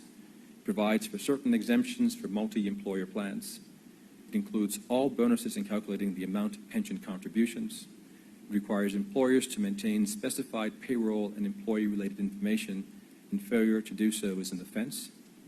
It introduces the payment of interest by employers on their late pension contributions. In order to reduce plan expenses for smaller plans, it increases the requirement for audited financial statements for plans from $1 million to $3 million. It introduces greater oversight of plan trustees and their specific fit and proper standards. Mr. Speaker, the proposed amendments will represent the most significant legislative changes since the Act was first introduced, and initially it was the intent of the Ministry to pass the bill in its current form and then bring the legislation into force on the 1st of January of 2020. This was to provide for transitional arrangements for the Pension Commission, to enable supplementary regulations to be drafted and introduced, and to make any amendments to the bill deemed necessary during the winter legislative session by way of drafting an additional bill entitled the National Pension Scheme Occupational Pensions Amendment No. 2 Act of 2019. Under the current circumstances, it is now proposed to make any required amendments by way of floor amendments to this bill rather than drafting an additional bill. Mr. Speaker, the proposed amendments now before this Honorable House include the requirement for all employees in Bermuda satisfying the eligibility requirements to be enrolled by their employers in Bermuda in a registered plan or financial institution plan. Both of these plans are approved by the Commission, provided they satisfy the various requirements under the Act. Mr. Speaker, honorable members are advised that representatives of the Association of Bermuda Insurers and Reinsurers has brought to the attention of the Commission that U.S. citizens on a work permit in Bermuda may already participate in a 401k plan, which they assert is broadly equivalent to the plan requirements under the Act. They have requested that such employers should not be required to participate in a Bermuda registered plan, and if their employers are forced to do so, it will involve additional regulation and expense, which they believe is unnecessary, costly, and could jeopardize their existing 401k plans recognition under the Employee Retirement Income Security Act of 1975, or ERISA, and related favorable U.S. tax treatment. They have originally requested that these 401k plans be automatically deemed registered, but not subject to the Act's requirements. This view is not supported, as deemed registered is not a concept or practice recognized under the Act and would complicate the Commission's regulatory oversight and responsibilities. Mr. Speaker, the Commission has had experience with a small number of international business employers that have voluntarily agreed to make changes to their existing 401k plans relating to spouses of Bermudians or dual citizens, U.S. and Bermuda, employed in Bermuda, so as to satisfy the Act's requirements. The Commission has not received any feedback from these employers that changes required to be made to their 401k plans has caused them unfavorable tax treatment by the IRS. However, it is proposed that Section 3 of the Act be amended to provide for the non-applicability of the Act to such U.S. employees participating in a plan qualified under Section 401k of the United States Internal Revenue Code. In addition, recognizing that some employers may wish to have their 401k plans registered under the Act, voluntary registration has been provided for. Mr. Speaker, this is the main floor amendment, while the other amendments are mainly of a housekeeping nature and to provide greater certainty. It is hoped that these floor amendments will become quite clear when we are in committee. Finally, Mr. Speaker, the government recognizes that some employees are under increasing financial hardship and employers are facing increasing costs of doing business. Therefore, it is proposed to provide for employers and employees currently participating in plans under the Act to voluntarily suspend 2% of the required pension contributions into their national pension scheme plan for a period of 2 years.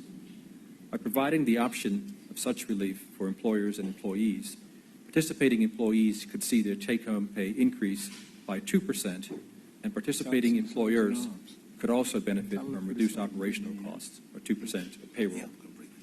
To provide for this proposal, I have tabled in this Honorable House the National Pension Scheme Occupational Pensions Temporary Act of 2019 as a standalone act, which will be debated later in this session.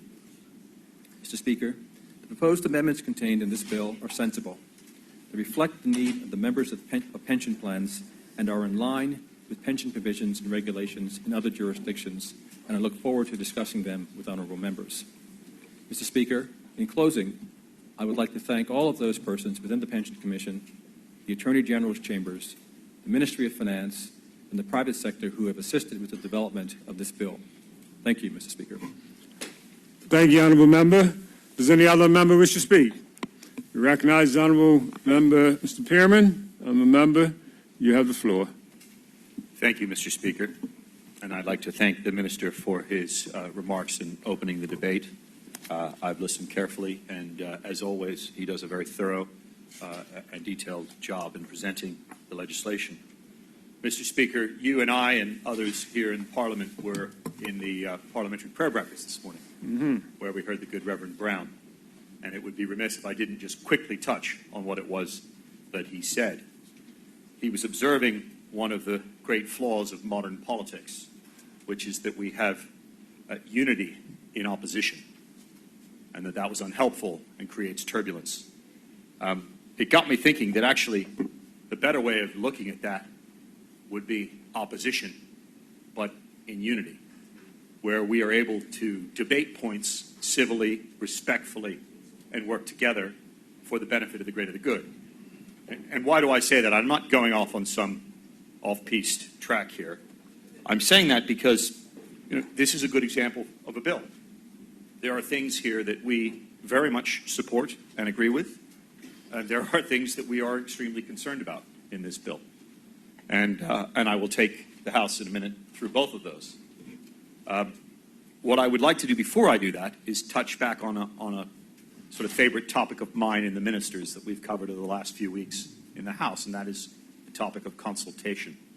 And I would like to thank the minister for the level of consultation that was involved in this bill, not only with the industry stakeholders, who of course are paramount and have had great input into this bill, and particularly the carve-out for those in the 401k, which I'll touch on in a minute, but also a level of consultation with the opposition. And I thank the minister and his PS, and indeed Mr. Mr. Sousa, who chairs the commission, for that degree of consultation, because it is nice to have an opportunity to hear not only the thinking behind the bill, but to understand the amendments as they take shape, know why they are being proposed, and understand what the policy and thinking is behind the legislation. Because with understanding and collective understanding comes better policy, better parliament, and better legislation. And so I'm grateful not only to the three members I just mentioned, the honourable member, the honourable minister, his PS, and Mr. Sousa, but also to those who assisted them in this legislation. Turning to the element of the bill, there are really, this is a big bill. There's a lot of things in here. No doubt, if we get to, when we get to committee, we might hear from various people on various sides about some of the aspects. But if I could use the cliche and take this at a high level, there are really two high-level points to this bill. One is the drawdown function, the ability of people approaching and reaching pensionable age to draw down some of their pension and to make use of that pension. And that is something that we support, although there are some concerns associated with that, and the minister touched on those concerns. It helps to step back and look at the purpose of pensions generally, and I will do that when addressing that topic. But the second high-level purpose of this bill is to extend the provision of pensions to non-Bermudians or people who are not spouses of Bermudians. And that is a philosophical, political decision, and there is some merit for why that's being done. But in my respectful submission, there are also a lot of bad things, bad repercussions that will arise potentially by doing this. And so I try to treat this as fairly as I can, pointing out both the positives and the negatives. And in my personal view, the negatives outweigh the positives, and I would discourage the government in passing that aspect of this legislation. So let's step back for a moment, Mr. Speaker, and look at why we have pensions, because I think it's against that philosophical and practical underpinning that one should approach the benefits or otherwise of legislation. Pensions are intended, mandated, at least here, to require people to set aside money for their old age. It is a rainy day fund. It is taking the now and putting it off to the future, because one does not know what the future holds. One does not know the difficulties that may be encountered. And if we can all set aside something for those days, that is a positive thing. Economies go up and go down. At the moment, respectfully to the minister, we're in the down. Hopefully we'll get to the up sooner rather than later. But when we're in the down, is that really the best time to unlock the rainy day money? The truthful answer is possibly. Possibly because it allows for income to be put back in the economic system, and that hopefully will amount to some extra spending capital, which might support the economy. Possibly not, however, because if we step back and we'll be honest about it, who are the people most likely to draw down that pension fund money? And this is a point that my honorable friend Susan Jackson has commented on more than once in this House. And that is, it is often those most in need who might draw down those pension monies because they need the monies now, but in doing so, they are potentially causing themselves a future detriment and a future harm. And so I think, and again, I commend the minister, or indeed the ministry, for the fact that they are prudently approaching the drawdown in a more restricted way. Because in other jurisdictions, in fact, in a number of other jurisdictions, you could have 100% drawdown. And this drawdown, as I understand it, is limited to 25%. And I don't know if that's the right balance, but I think we should appreciate that there may well be an unintended consequence to the drawdown provision, even if it's a good idea.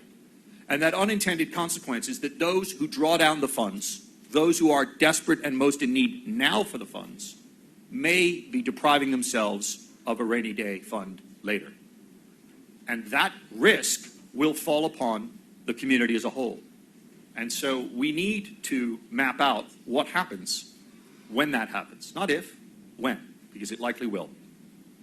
So on the first aspect of the bill, the first high-level aspect of the bill, the opposition, although we express that concern, we are supportive of the drawdown provision, and we think generally that it is a good idea. On the second headline aspect of the bill, the idea that we, as a society, as a community, as an island, should be extending the mandatory requirement of pension provision beyond Bermudians and spouses of Bermudians to include foreigners, well, that's a little more thorny. Now, to be fair, I think I understand why that's being done. It's being done because there is a perception held in some quarters of this island, rightly or wrongly, that it is more expensive to employ a Bermudian because you have to pay the pension element. And it is cheaper to employ a foreigner, and I don't mean that term in any derogatory way, I'll just use the word foreigner, because it's more expensive because you don't have to pay the pension element for the foreigner. I actually think that that perception is mistaken, respectfully. I think that people who hold that perception aren't appreciating the attendant costs that are necessarily involved in bringing a foreign worker to Bermuda. For example, there are work permit fees, there are travel fees, there's a legal obligation to repatriate a departing worker if they can't repatriate themselves. There is a housing allowance. And it is in fact often the case, although it perhaps isn't in the common vernacular of the community in our conversations, that a foreign worker is in fact more expensive and less desirable than a Bermudian worker. And I say that as someone who's both an employee and an employer. But that is apparently the motive. There is potentially a second motive, as it was explained to us at the meeting, and that is a desire of the Pension Commission to grow and to have a larger budget and to be self-sustained. And there are good reasons for that, and there are bad repercussions from that. The good reason for that is that, as I understand it, and I take Mr. Sousa at his word, the Pension Commission is struggling, and I use that term as neutrally as I can, to keep up with the obvious breaches that are occurring. And it is a difficult job with a small unit to seek to ensure that people do what they are supposed to do. And there is a desire not only to become self-sustaining financially, but also to grow, to be better able to deal with those people who break the law, and wrongly so. So that is an understandable wish. It is understandable. But what it also is doing, and this is a negative in my opinion, is it is taking more money in taxes or indirect taxes from the private sector to increase the size of a public sector quango. Now, that's a political and philosophical decision that this government is taking, and it may be right, or in my respectful submission, it may be wrong. But I am not sure growing the public sector or the public sector quangos is really the best use of the money that belongs to our citizenry at this moment in time, particularly not at this moment in time when we are in an economic downturn. Turning to some of the other negatives of this second aspect of the legislation, namely the desire to provide or mandate pensions for foreigners. The minister quite rightly recognized some of the downsides that were presented to him. He mentioned three. One was, of course, cost, and that's right. This is going to increase the cost of doing business in Bermuda.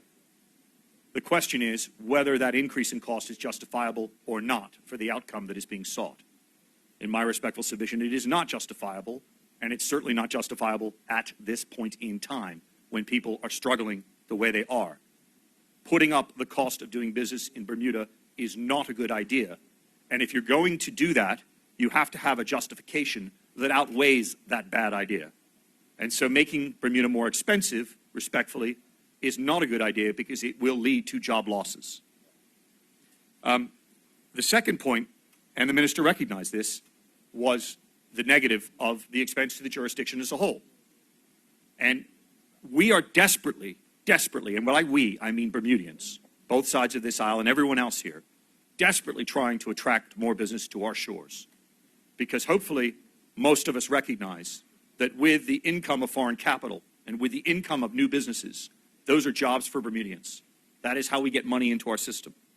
So putting the expense of that up at this point in time, particularly at this point in time, is also, respectfully, not the best of ideas. The third negative that the minister quite rightly identified was that of red tape. We are desperately reliant, perhaps over-reliant, on international business. To make them jump through further administrative hurdles by the filling in forms and mandating pension funds, creating them if they don't yet exist, and I accept in most cases many do exist, is creating yet more burden and yet more red tape on those who we can at least afford to inconvenience. We must be a flexible jurisdiction with low regulation, proper regulation, but low regulation, and as little red tape as possible if we are to survive, indeed, if we are to succeed. Now, I fully accept that in the case of international business, many of these international businesses already provide pensions across the board. Indeed, there are some large local companies that already provide pensions across the board. They do so voluntarily and without the need for a political legal mandate to require them. And so, given that there are a large number of foreign workers in Bermuda who already have pensions, who will be the natural, I'll use the word victim, but I mean it politely, who will be the natural person that is dragged into the net of this further onerous requirement? And the answer is, this is going to hit small and medium-sized local businesses in Bermuda who employ a mixed workforce. This isn't going to hit a large reinsurance company because they already do it. This is going to hit small to medium-sized local Bermudian businesses who employ a mixed workforce. It is those Bermudian employers who are now going to have to dig into their pockets, try to find the already scarce cash in those pockets to provide an extra financial burden for their foreign workers. So if this is a tax, and perhaps it's unfair of me to describe it as one, but if it's an indirect tax or even just a cost burden, who is going to have to bear this cost burden? The answer is Bermudian employers, small and medium sizes. Now, what will happen to the money provided by those small and medium Bermudian employers? Well, the answer is, ultimately, that money will leave the island. Because a Bermudian employer who at this moment in time does not provide pensions for mixed workforce where there are foreigners will now be obliged to do so. And yes, there's a 2-year requirement before this kicks in, and we can deal with that in committee. But after 2 years, out comes Bermuda cash into pension fund for foreign worker, and then what happens? Well, we know how difficult it is for a foreign worker to remain in Bermuda. We know how difficult it is for a foreign worker to become Bermudian and remain permanently. So what is the likely result in relation to that foreign worker who now has Bermudian employer cash into a pension fund? Well, the answer is, at some point in time, probably sooner rather than later, they're going to leave. And they're going to take their money with them. So that money will leave our island. It will go elsewhere. And I think it's important to point that out. Because if we circle back to where I began, which is, what is the point of a pension? It is to ensure that the community provides for people in that community in their old age. It is not to ensure that a community provides for people external to the community with our money in their old age. Now, pensions are a good idea. I'm not saying that morally or ethically, or when things are good, it isn't a good idea to provide pensions for all. And indeed, the Honorable Premier of our island often cites how we should become more like Singapore. Well, if we had Singapore's bank balance, then yes, we could provide pensions for all. But the sad reality is we don't. And so I question whether or not it is wise at all, and particularly so at this point in time, to be taking yet more money from Bermudians, from small and medium-sized business owners, and giving it to foreigners who will then leave our shores and take it with them. And that is not an anti-foreign sentiment in any way. It's just to ask whether this is the smartest move, because it clearly isn't necessary. And I know the minister remarked upon the discrimination aspect of it and Cayman, but I would respectfully remind the minister that, of course, discrimination is determined in any jurisdiction by the statutes that exist. And just as it is permissible to discriminate under our law favorably in favor of a Bermudian under our Human Rights Act, so too it would be very possible, if there was any challenge, to insert a section in relation to pensions and foreigners and say that it should not be discriminatory. So that notion that we have to do this because the courts might mandate it, respectfully is flawed. It is for this Parliament to decide that point, and this Parliament could do it. And there wouldn't be any constitutional breach because, of course, they're not protected by the Constitution in that way. So I understand that there will be some floor amendments. I don't know, respectfully, whether those are the ones that were already shared with the opposition yesterday or the day before. If they were, then we know those are coming. If there are other amendments that are coming that we haven't seen, I'd be extremely grateful to see them as soon as we could and before committee. And no doubt, Mr. Speaker, with your indulgence, perhaps we could address those a little more fully in committee if we have to, rather than in this debate stage as I may not have seen them. If you'll indulge me one moment, Mr. Speaker, excuse me.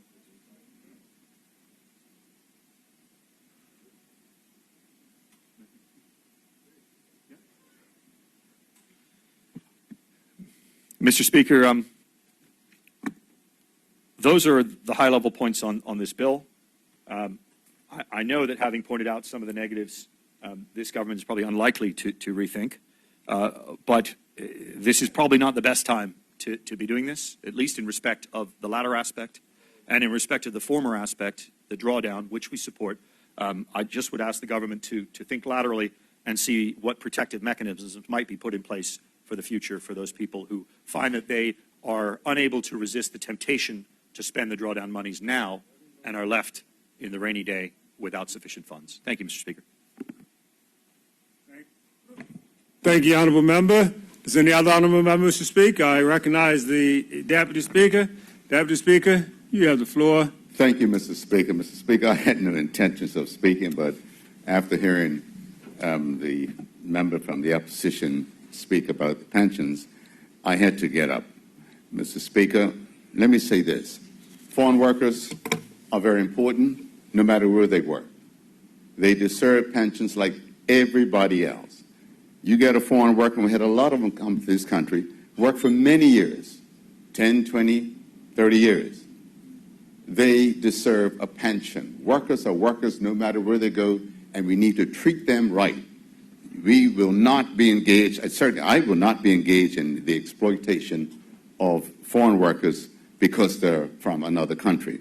In fact, this is nothing new. Foreign workers have had pensions in Bermuda for many years until law was enacted where you don't have to. We have foreign workers, many of them, receiving pensions from Bermuda that live overseas. Many of the hotel workers, many of them today receive pensions. And they deserve a pension. They're no different. As the member just took his seat, said they're not protected by the Constitution. Well, so if they're not protected by the Constitution, it has nothing to do with their workers' rights, nothing to do with their benefits. This government is doing the right thing. We promised that, and that's what we're going to do, Mr. Speaker. And there's one thing I'm proud of, that our aim and objective is to treat all workers fairly. Because, you know, we hear from the other side mainly when it's affecting their bottom line. But how about the bottom line of the workers? They're no those foreign workers are no different from us. And that's why we need to protect them also. If you can hire a foreign worker, they shouldn't come on no less terms or better terms than a Bermudian. And that's why the bill is going through to even the playing field. And the minister's doing the right thing. He's phasing it in. He could say, well, let's go from tomorrow, 5%. But it's not. He's phasing it in, Mr. Speaker, which I think is the right thing to do. So, Mr. Speaker, I have nothing further to say. I had no intention of speaking, but that prompted me to speak. Thank you, Mr. Speaker. Thank you, Deputy. Does any other member wish to speak? We recognize Honourable Member Mr. Simons from Constituency 8. Honourable Member Simons, you have the floor. Thank you, Mr. Speaker. Mr. Speaker, as my colleague has said, in principle, we support the premise and the debate around the expatriate worker. We said that, in essence, we support equalizing the field. My colleague's comment was a matter of timing. Is this the right time? The issues that I would like to raise, I heard the the Minister of Finance talk about the 401k, which I presume is going to be the floor amendment. If a foreign employee has a 401k, that's a U.S. employee, he becomes exempt from having to have a national pension plan with us. What accommodation is the minister entertaining for recognized plans in other jurisdictions? What are we going to do for Canadians? What are we going to do for English? Do they have nationalized plans that we can use to exempt them from being participants in our pension scheme? Mr. Speaker, the other question that I have in regards to that matter is the issue of, will we have our own pension plans recognized by foreign jurisdictions? Because it can go both ways. If I'm working, if I want to transfer my pension to another jurisdiction, will our pensions be recognized by other regulators in that regard so that the pensions can be commuted to other jurisdictions and the employee can carry it with them when they leave? Just a question, Mr. Speaker. Mr. Speaker, my concern is the Commission. As the Honourable Member Derek Burgess said, I am looking out for employees. Mr. Speaker, given the challenging times that we face economically, a number of small employers are not able to keep up with their expenses. And Mr. Speaker, they are deducting pension contributions from their employees' salaries and those contributions are not being transmitted to a pension scheme. We know of a number of employees that have found out, they've gone to the Pension Commission to be told, yep, I see you working there, but no contributions have been made. Well, the employee says to the Pension Commission, sir, they've been deducting this money for the past 2 or 3 years. What is my recourse? And at the end of the day, the question becomes, does the Pension Commission have the resources to enforce those type challenges? Because the employers can have a workout plan, but the workout plan does not help the employee in the long run. And if the employer basically dissolves his business, the employee has lost. There is no recourse for them. So how do we address those employees who have made contributions to supposedly a pension plan, deductions have been made for 3 years, and the employer is behind in payment, on a payment plan, clears up his business, and the employee is left out of pocket even though the money was deducted from his salary for an extended period of time. Mr. Speaker, it is my understanding that the Commission